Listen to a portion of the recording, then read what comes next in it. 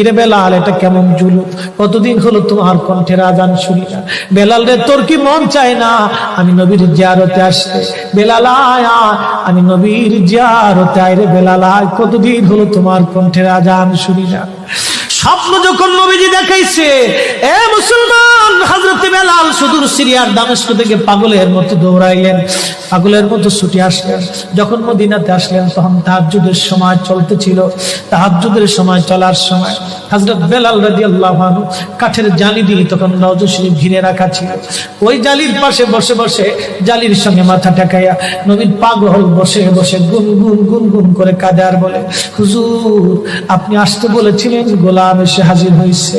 নবী গো, আজান দিতে বলেছেন, আমি আজান দিলে আপনি আগে নামাজে আসতেন, এখন আজান দিলে কি নবী আপনি নামাজে আসবেন? হুজুর এখন আজান দিলে কি আপনি নবী নামাজে আসবেন? নতুন মুয়াজ্জিন আসছে, আজান